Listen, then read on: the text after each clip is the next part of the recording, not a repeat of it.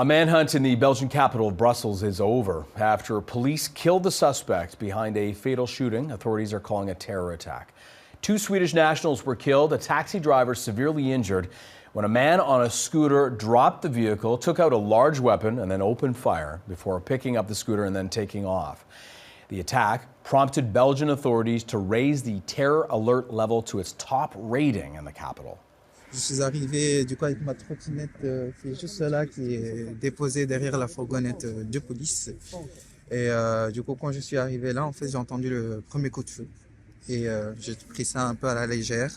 Et puis j'ai eu un couple qui est parti en courant. Du coup, qui fuyait justement par là en courant. Et je me suis demandé, mais qu'est-ce qui se passe? Et je voyais du coup une voiture blanche qui arrivait par là et qui accélérait direct. Et chaque voiture qui passait, elle accélérait. Je trouvais ça pas normal. C'est de là j'ai vu l'assaillant qui est rentré dans le bâtiment et qui a tiré 2 balles sur le monsieur qui est tombé. Et je l'ai vu tomber parce que j'étais juste là à côté, je voyais tout ce qui se passait à l'intérieur. Et je suis resté juste figé, j'arrivais pas à bouger, j'en tremble même encore de ce qui s'est passé. Et le monsieur est revenu, il a retiré encore une autre balle et il est sorti. Et quand il est sorti, il y a un monsieur qui est venu chez moi, il m'a fait « Dégage, cours, si tu veux encore rester en vie, dégage ». En cours de soirée, un message a été posté sur des réseaux sociaux enregistré par une personne prétendant d'être l'assaillant. Dans la vidéo, l'homme se revendique de l'État islamique et cite comme probable motif de l'attentat la nationalité suédoise des victimes. Il s'agit d'un homme d'origine tunisienne qui séjournait illégalement dans notre pays. Cet homme a attaqué 2 Suédois et les a abattus avec une arme de guerre. Une 3e personne est pour l'instant grièvement blessée et est en train de se rétablir. Daders die willen angst, wantrouwen en verdeeldheid zaaien in onze vrije samenleving. Terroristen moeten begrijpen dat ze nooit in een opzet zullen slagen.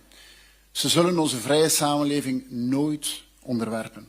Met hun haat en hun geweld tonen ze eigenlijk vooral hun machteloosheid. Terrorisme zal ons nooit kunnen verslaan. Il était connu des services de police pour des faits suspects, trafic d'êtres humains, séjour illégal et atteinte à la sûreté de l'État. En juillet 2016, des informations non confirmées ont été transmises par un service de police étranger selon lesquelles l'homme avait un profil radicalisé et voulait partir vers une zone de conflit pour le djihad. J'habite juste à côté, je suis sidérée d'apprendre que c'est juste là. Mais comme quoi on ignore toujours ce qui se passe derrière les façades, donc pour le reste le quartier est très calme et on n'a jamais de soucis, mais voilà, comme quoi le danger malheureusement peut être à côté de chez nous.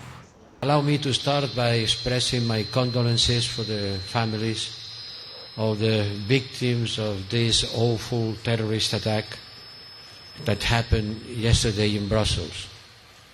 It only shows that the Europeans, we need to step up our security. And defense is part of our security.